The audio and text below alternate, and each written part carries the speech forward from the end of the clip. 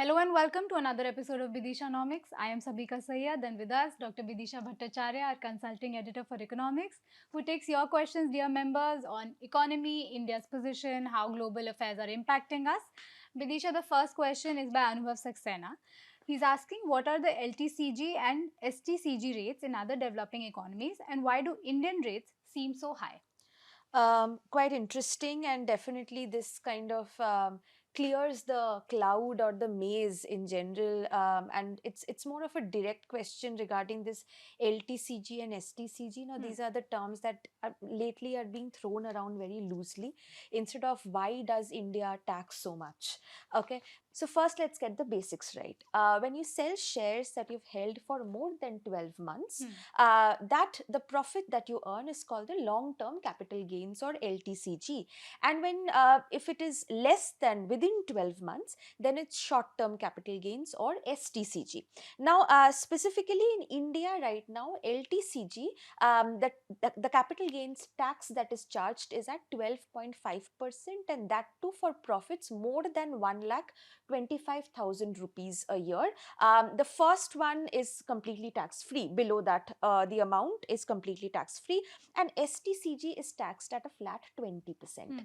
Now, there's one important factor here that most people miss in general, that for high earners, there is also a surcharge or a health and education cess that gets added. But the parliament has capped it at 15% effectively for the LTCG, and for the STCG, short-term capital gains tax, at 24%. Now, why did I mention this specifically? Because for high earners, if without LTCG or STCG or this effective cap in general, this amount of tax would have gone even further to, let's say, 25% or 37% even, for that matter, for salaried income. Now, he has mentioned, Anubhav has very rightly mentioned about other countries. So it's important for us to look at the other emerging economies or developing economies.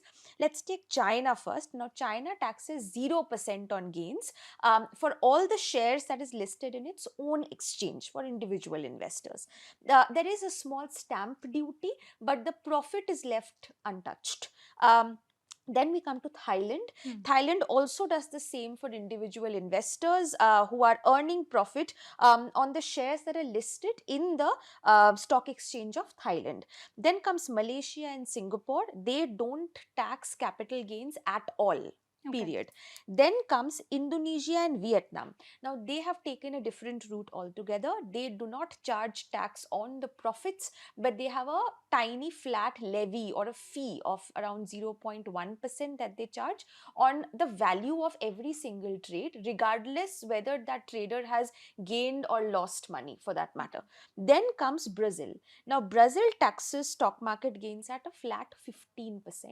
And then we have South Africa. South Africa does something that is absolutely different from all of these countries, where they have a separate capital gains rate. It basically includes, they take the 40% of the profit and include that as a salaried or in the real income of that individual, and tax that rate. That effective rate usually goes up till 18%. Okay. So now, coming to is India charging high tax rate? Now, given what you've just heard of all of these emerging economies or developing economies, or economies that we can compete in terms of market, definitely it does sit towards the higher end. But let me clarify here, India does not charge the highest rate. There are countries like Denmark and France that tax capital gains at, let's say, a 30 or a 33% for that matter. Now, the question is, why did India end up here? It's important to understand this, and in order to understand this, we'll have to go back in history. In 2004, to be specific, when Finance Minister P. Chidambaram, he introduced something called the Securities Transaction Tax, which was this tiny levy, a flat levy, that was charged on every trade, regardless of whether you profit or you lose. And in exchange, long-term capital gains on listed shares were absolutely tax-free. There was no tax charge. Now, this this for 14 years it carried on, very similar in picture to what right now is happening in China and Thailand that we just spoke about. What happened after 14 years, and that completely changed in 2018, when the 2018 budget, to be specific, when Finance Minister Arun Jaitley announced, a 10% LTCG tax. Now, the reasoning kind of drew from a very old idea in public finance called comprehensive income taxation. Now, this was first mentioned and proposed and extensively spoken about by two economists, Robert Haig and Henry Simons. Now, their argument was that, every rupee is a rupee, that regardless whether it ends up in your bank account or as a stock market profit, all of them should be taxed equally. Okay. Now, before 2018, this was not the logic that the economics was functioning with. The logic was horizontal equity. Now, that concept basically says that, similarly situated individuals should be treated similarly. So there are different kinds of individuals. Salaried income professionals should be treated differently. Investors who are earning only stock market profits, earning through stock markets, they should be treated differently. So that was horizontal equity. But with the retail investor sort of income base growing and exploding, for that matter, it was getting very difficult to defend by the government, to defend this horizontal equity. Right. Then comes something very interesting that happened in July 2024. The rates were pushed even further. So LTCG capital gains tax moved from 10% to 12.5%, and STCG moved from 15 to 20%. Now, this was not really about horizontal equity anymore. Okay. These rates were pushed up because of primarily two reasons. First was revenue. India saw, and for the longest time, even now for that matter, compared to other major economies, India's tax to GDP ratio is relatively lower, lower than what it should be. So when they saw that this amount of profit or capital gains was taking place in the market in general, the government saw that a very solid tax base coming out of it. So that was the reason and that was kind of a push, rather I'd say, from the government's end, that this is where we can increase our tax to GDP ratio from. Then comes the other reason, which was behavior. Now, even the SEBI's own data report has said that relatively, major retail traders who engage in short-term derivatives end up losing money, or in speculative trading. And in order to discourage that, basically the short-term capital gains tax was increased from 15 to 20%, so that the long-term holdings increase even further.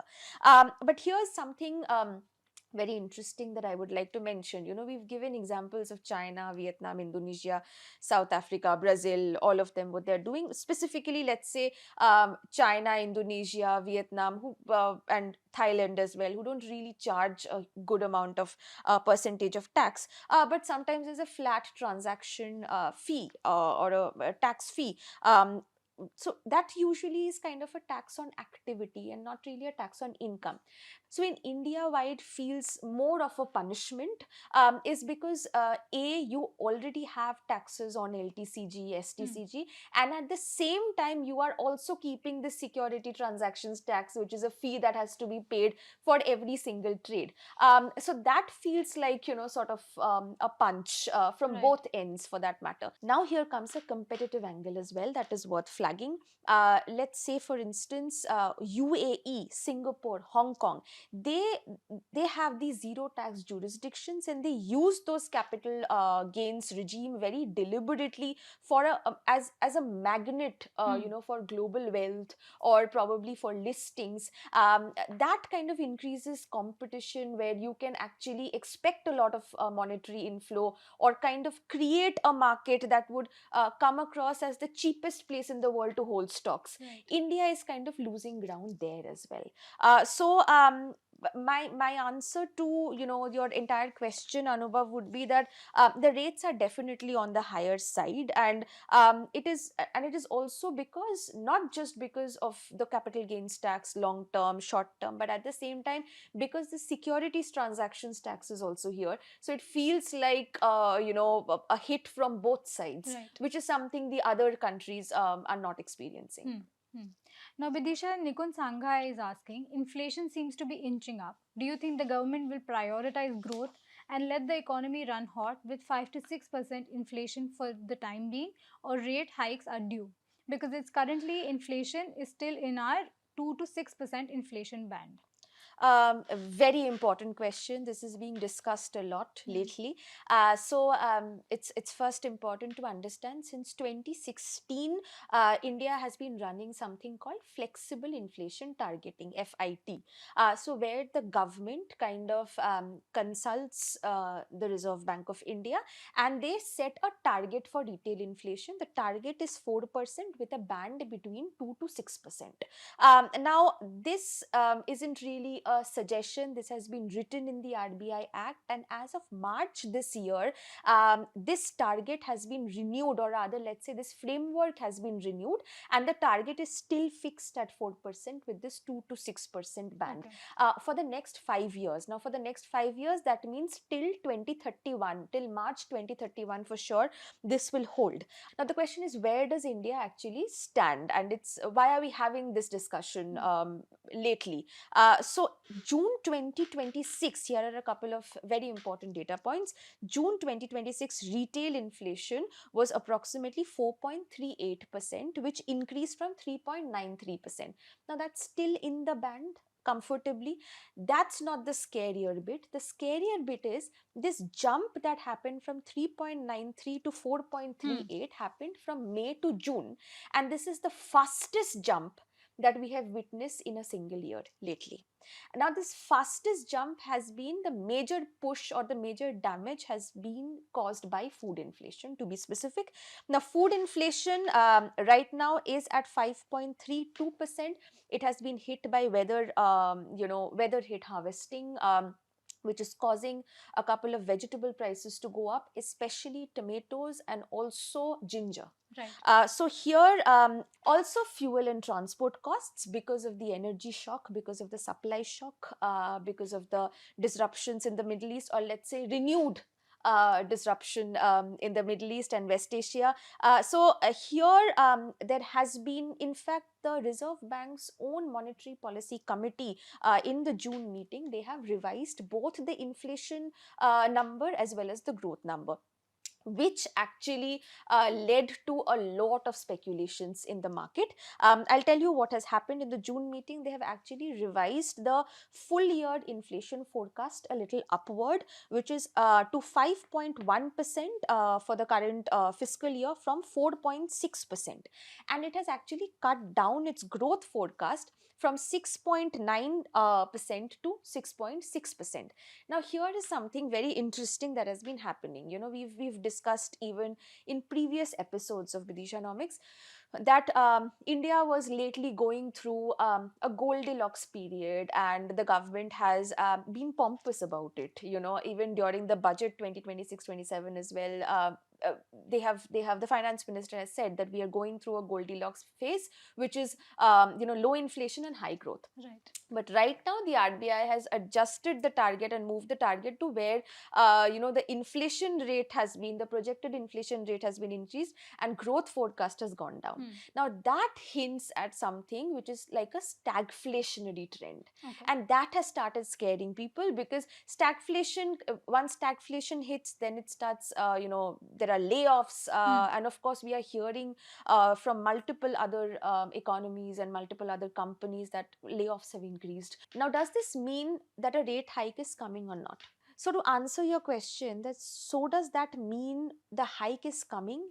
In order to answer this, it's important to understand what kind of inflation are we expecting or experiencing at this point. Now, in one of the earliest episodes of Bidishanomics, we had discussed this, when the tensions in the Middle East were at peak, that what kind of inflation are we experiencing. But primarily there can be two kinds. One is a demand pull inflation, and the other is a cost push inflation. Now, when we are talking about demand pull inflation, that means domestically the money circulation is very hot, and Right. people are constantly the demand is chasing a limited supply of commodities. At that point in time, when something of that this kind is taking place, usually increasing the interest rate, raising the interest rate by the central bank is very useful, and that automatically kind of stops the borrowing and hence the spending from the business's point of view, from consumers' point of view. However, when the inflation is cost push inflation, that is usually triggered by a supply shock. It can be weather related, because of less rainfall, there can be less produce, and that can be a supply shock, which might lead to cost push inflation, or it might be because of some geopolitical conflict, or it can also be intentional, where certain other country that we are importing a particular commodity from, they restrict the imports, which leads to a supply shock. Now, when there is a cost push inflation, then RBI increasing the interest rates makes no sense, because that does not render to the actual issue, and that does nothing. That in fact reduces the borrowing in an already suffering economy, and for no fault of their own. So here, I would like to mention RBI's April policy statement specifically, and we've spoken about this, we've written about this as well in the past, that the April policy statement, RBI have themselves stated that this inflation shock is quote unquote largely supply side driven, and that core inflation, which strips out fuel and food. This is very important, and needs to be discussed. If there is headline inflation and then there is core inflation. Headline inflation incorporates food and fuel costs. Core inflation does not.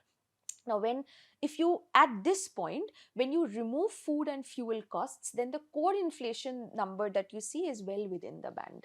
And there's nothing to worry about. So, which is also kind of showing that most of this inflation is coming from food and fuel. Now, this flexible bit, of course, this flexible inflation targeting that we have spoken about earlier in this answer, comes with a particular clause specifically, in their argument, and the law for that matter, that forces a formal reckoning only and only if inflation breaches the band entirely, or if it stays there, let's say, for 3 consecutive quarters. Like, for instance, if the inflation stays at the higher band, closer to the higher band, 5.5, 5.1, 5.3, for 3 consecutive quarters, that is when the RBI steps in and says, no, we are now going to move from a neutral stance to a restrictive stance, for that matter.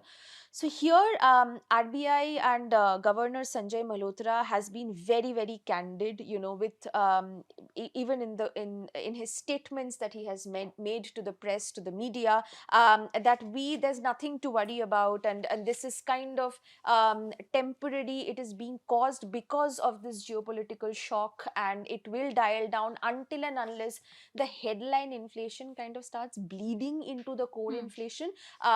They will not move from a neutral to a restrictive stance. So, which is why the repo rate still stands at 5.25%.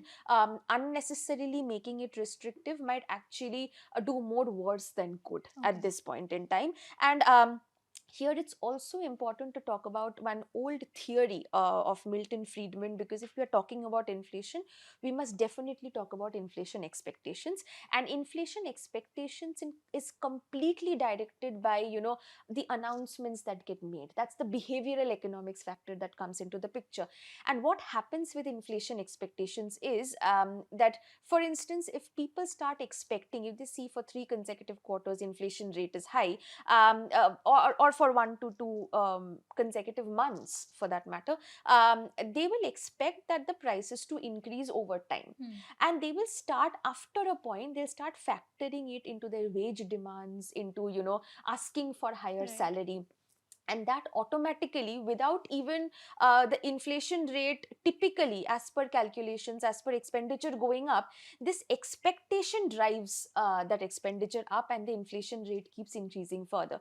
So if the RBI governor now comes into the picture and says, no, there's something to worry about, and he has called it quote unquote premature, this particular situation, and he has said there's nothing to worry about, and if there would have been something to worry about, we would move already by now from a neutral to a restrictive stance, and we have not. Hence, don't expect a repo rate increase anytime soon. So that is where it stands. So even the legal framework for that matter, the final nail in the coffin, I would say the legal framework also does not permit RBI to, unnecessarily go ahead as long as it's in the band between 2 to 6%. Yes. Now, if this goes on, if of course, the renewed tensions in West Asia kind of carries on for a couple of months, a good number of months, or 6 months or so, then we can expect the headline inflation to seep into the core inflation, and then things might get very serious. Right. So until that happens, we should not expect something like a repo rate increase. Now, Bidisha, the next question by Saito takes us in a different direction. He's asking, what are your thoughts on women workforce participation in India? Where do we stand and what are the blockers? Is it correlated to feminism with nuances and factors, or just a direct easy causation from feminism? Women workforce boom in the US comes to mind after the World War II. They're also asking you to give some cool book recommendations on economics. Very cool question and a very new one. I really like this question. We have not yet spoken about Right. women labor force and feminism in Bidishanomics. So first, let's understand from the data point of view, and then we'll move to the theories. So first, where does India stand? And where does India stand? In order to understand that, we'll have to look at the PLFS data, or Periodic Labor Force Survey, as we call it. Now, from the latest PLFS data, rural female labor force participation was 45.9% in 2025. Now, that has increased or climbed a long way from 25%, which was in 2017-18. So, rural female labor force participation has increased. Now, let's look at urban female labor force participation. That has also increased, but far more slowly. So, when you look at the 2025 data, that's 43%, up from 28%, and the growth has been relatively slow. Now, overall, if we look at the how much does Indian women occupy the India's employed workforce? So women roughly make up a third of India's employed workforce, which is 20 crore out of 61.6 crore employed persons. Okay. Now, it's when you're talking about India, for every state this differs.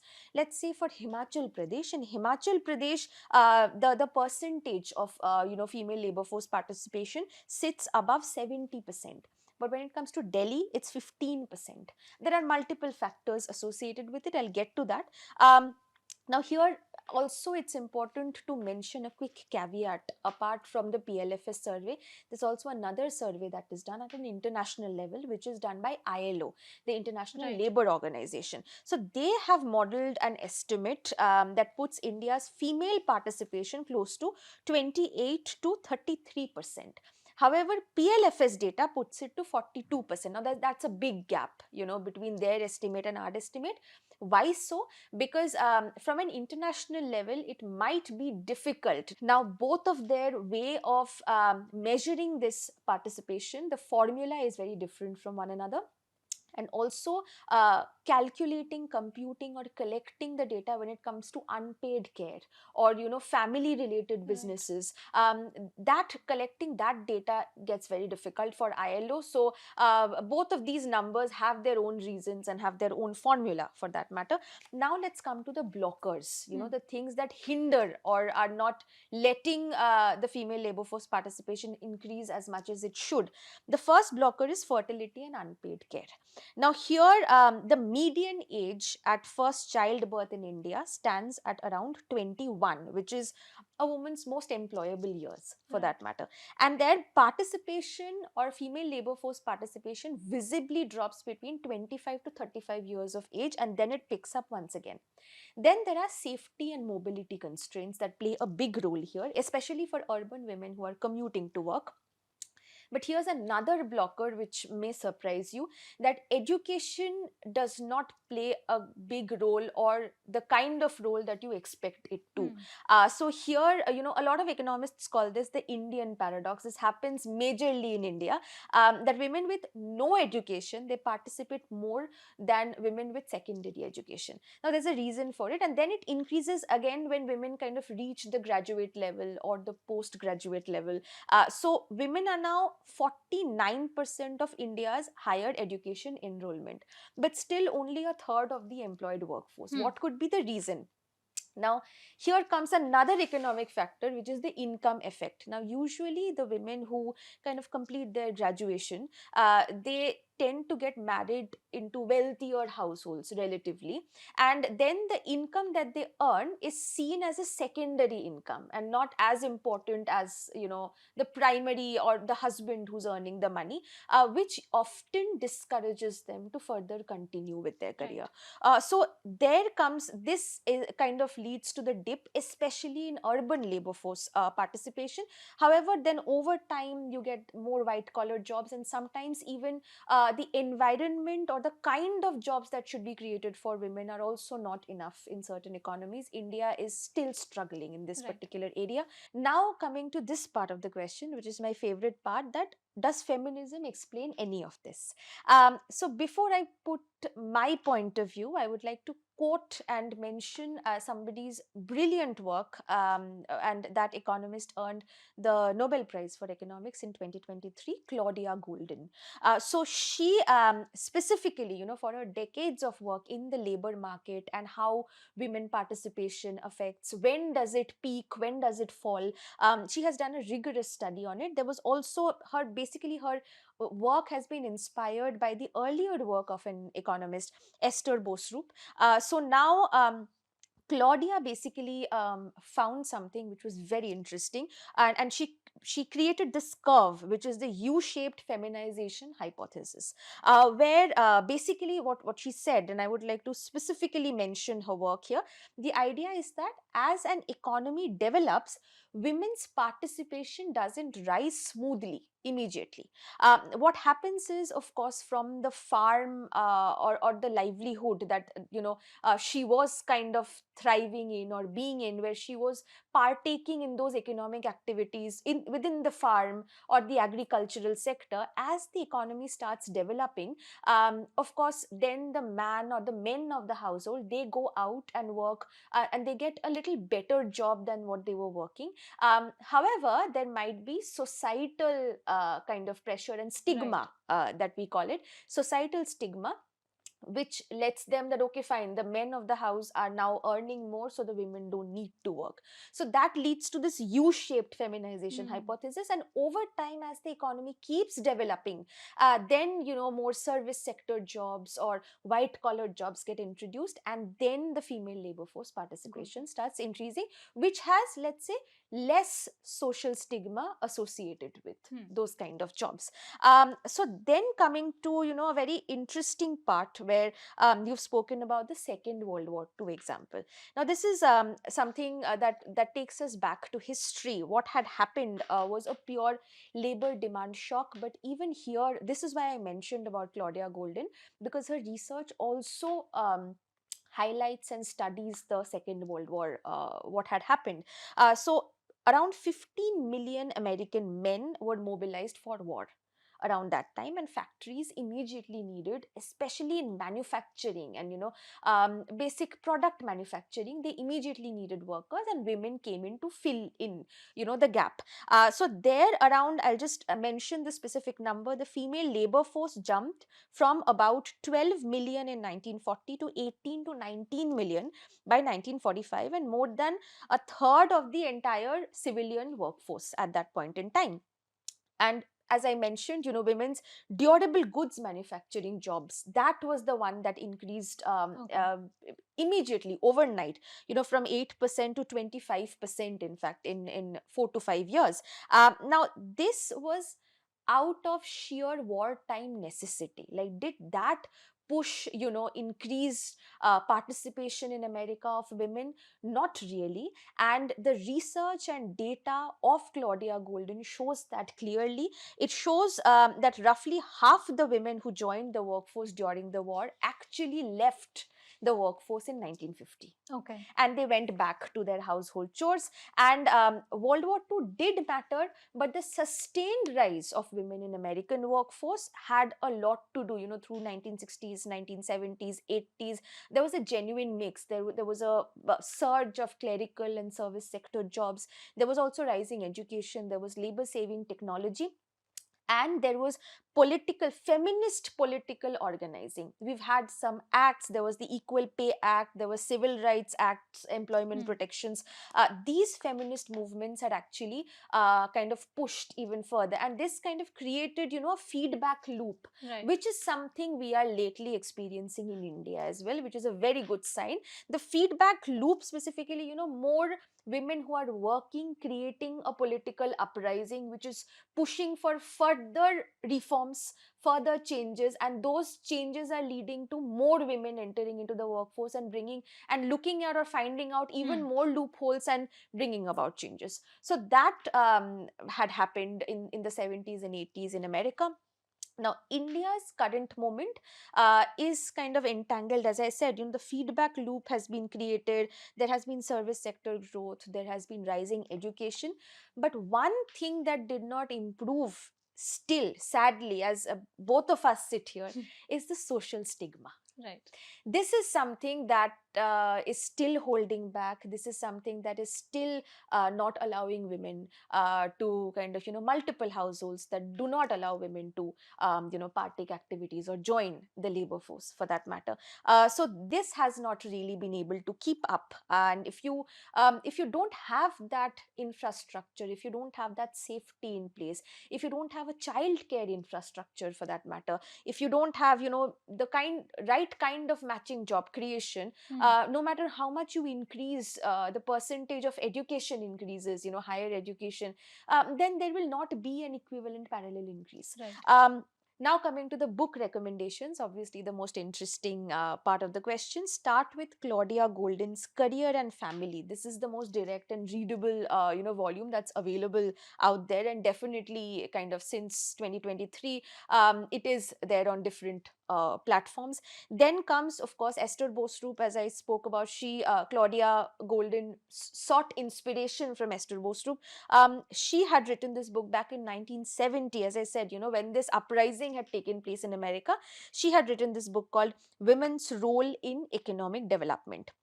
That's quite interesting. Now, coming to India specific or Indian authors, if we have some book, there's a very, very interesting book by Beena Agarwal, which is called A Field of One's Own. Now, why I said that's interesting, it's because she does not only look at gender, she also looks at land rights. Right. In the book. So that's very interesting. And also there's another book which is not very new, by Catherine Markle, which is Who Cooked Adam Smith's Dinner. That focuses on the unpaid care and how that has been ignored over time. So that would be a great read. And of course, the usual a book that I keep going back to in development economics, that has also, it's not famous for specifically women led growth or labor force participation, but that has chapters that specifically highlights, which is Poor Economics. Okay. By Dr. Abhijit Binayak Banerjee and Esther Duflo. So that would be a great read as well. Bidisha, the next question is by Aditya. He's asking, with US-Iran war starting again and peace deal between both nations standing suspended, do you think impact on energy prices now will shoot up again? And will this impact be long-term? And if the proposed toll system kicks in, what will it have an impact on our fiscal deficit targets? Will it be revised? Another very important question, pertinent question at this point. So just a quick recap. I mean, we are used to talking about it, but it's important to give this recap. Since the last week of February, this has begun. The tensions in the US and Israel attacked Iran. There was a ceasefire in April, and then there was a formal 60-day peace framework that was signed on the 17th of June. That happened, and of course, that kind of led to the RBI governor calling this situation as or the inflation rate increase as premature, quote unquote, and that there's nothing to worry about until the first week of July, when Iran struck commercial vessels at the Strait of Hormuz. Yeah. And the US also resumed strikes, and those were going on. And Iran forces, very recently, a few days ago, Iranian forces sort of hit two tankers, one of them that was of UAE, and a crew member died as well. So now talking about prices, Brent prices have increased from it had fallen to the end of the latter part of 70s, let's say 77, 78 to a dollar. But now per barrel, 77, $78 per barrel. Now it has increased to the mid 80s. Okay. Now, just to put things in perspective, this tension in the Middle East, when it was at its peak, we had also experienced a Brent crude price going up to $140 per barrel as well. So we are not in that bad a situation, but yes, there has been an increase. The total increase, if we look from February, when the actual tensions began, it's a 19% increase right now. So now coming to, of course, $140 per barrel is the number that we had seen the highest, since the 2007 or 2008 period, for that matter. Now coming to, will this shoot up even further? Now, this is honestly genuinely uncertain for me to tell you that if this will shoot up even further or not, but I can give you certain warnings that dictate that it might not. The first warning being, President Trump, he himself has threatened to hit Iranian infrastructure if this does not stop. And then of course, there has to be, the strait has to open up, and here is also a very interesting piece in this analysis. There have been several analysts who have also come up and said that the Brent prices will stay elevated between the late 70s or 80s, but it might not touch 140. Why? Or even 100 or 120 for that matter. Why? Because over this time, during this entire period and tensions, a lot of economies and countries have diversified away from Middle East when it comes to supply of oil. So hence now let's say the world is a little more prepared than what it was back in February. Now on the long term question, here I would like to look from two perspectives. Will the Brent crude prices increase or not?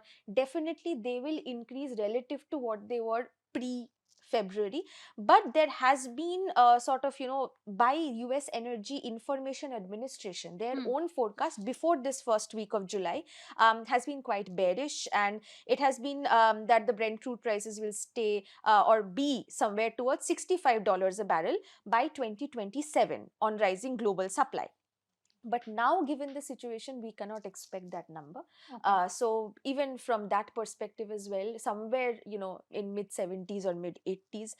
Now coming to the toll system that you mentioned in the question, let me clarify this, because there's a lot of confusion around the toll system. This is not an Indian toll. This is Iran who has proposed this toll on the Strait of Hormuz for any ship passing.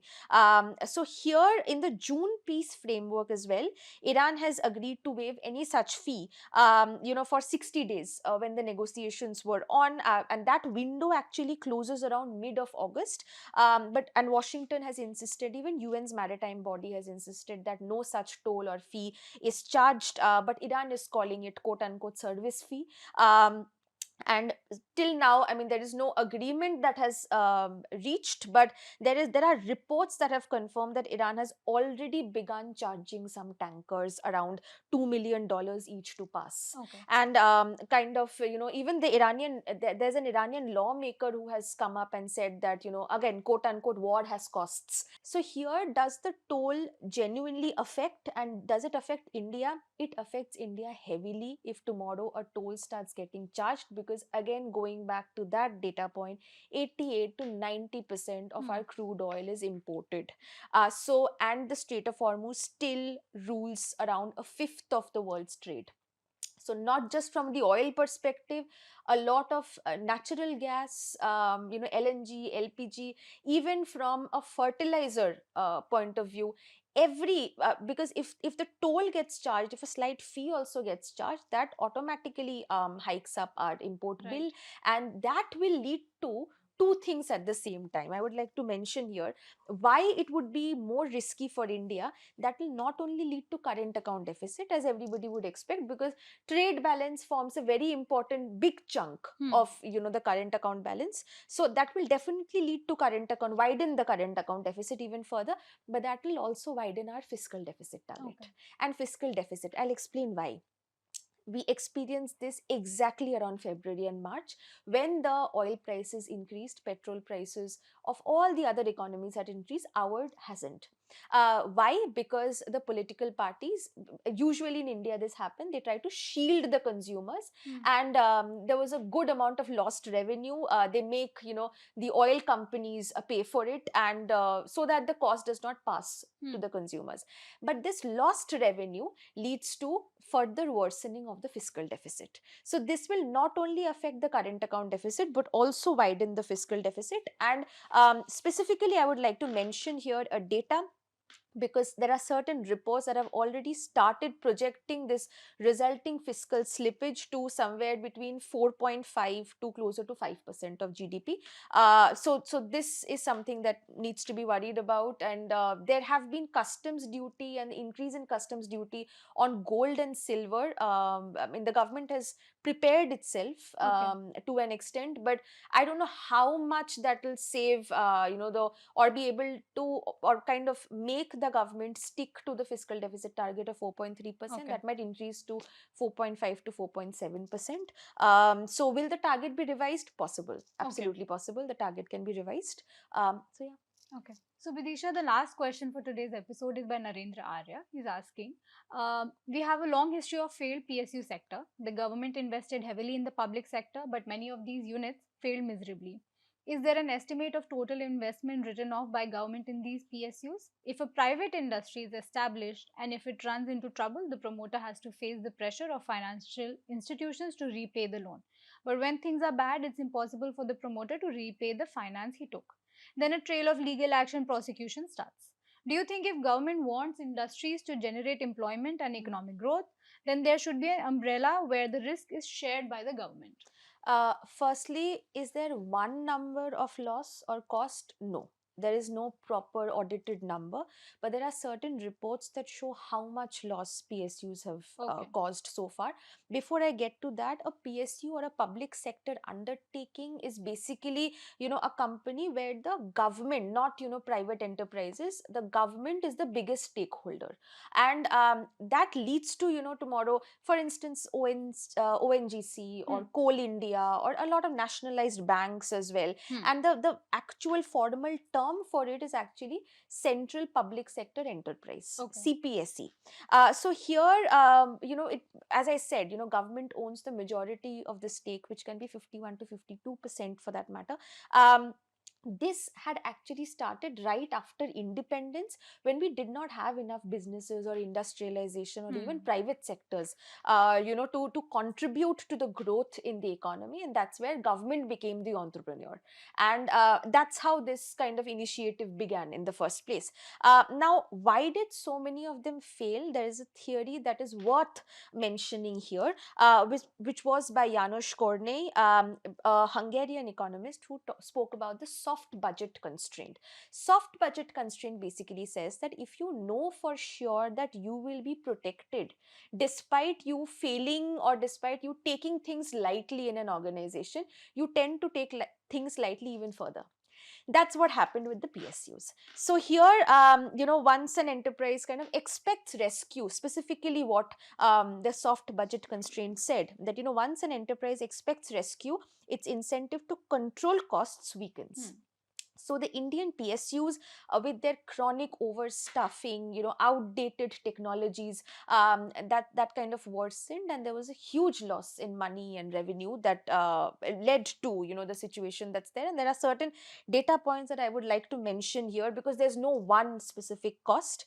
So as of a 2021 government survey, of 366 central PSUs, 110 were sitting completely defunct. defunct, and another 77 were loss making. And in just one particular year, which was the financial year of 2020, there was those loss making units together lost close to 45,000 crore rupees. And now, if we go back even further to 2013, there's an interesting report where the government specifically had approved over 15,000 crore rupees to revive 35 sick units, and of that, 12,000 crore rupees out of that 15,000 crore was a pure write-off. Okay. Right. So even in 1990 as well, a lot of CPSEs were making losses. Specifically, the names that come to mind were HMT Watches, then Hindustan Cables, Hindustan Photo Films. They made huge losses. These were the PSUs that made a lot of loss. Now, coming to private enterprises, should they be enjoying or some kind of security plan in place? Yes, there is a credit guarantee fund, a shared risk umbrella that the government is providing at this point. There's a credit guarantee fund for small businesses after the pandemic era. Because of the pandemic era, there was also an emergency credit line guarantee scheme that was introduced to be able to lend more freely. But of course, here the government has to be very mindful and make sure that we, again, with the private sector, be it the private sector or public sector, if you give too much of leeway, then you might again move to this soft budget constraint kind of situation, and then there'll be a lot of loss making from the private sector point of view as well. So yes, you can, you definitely, you should provide these kind of schemes, this kind of funds, so that these businesses, small businesses can lend, can borrow freely, and also, and even large businesses can lend freely, with that backing by the government. But at the same time, make sure that we don't slip into a soft budget constraint kind of a situation, where then again we have a similar situation like a loss making PSU. Yeah, right. Bidisha, that brings us to the end of our episode today. Thank you so much to our viewers for always sending us questions that keep us sharp and curious. We'll be back again next week with another episode of Bidishanomics.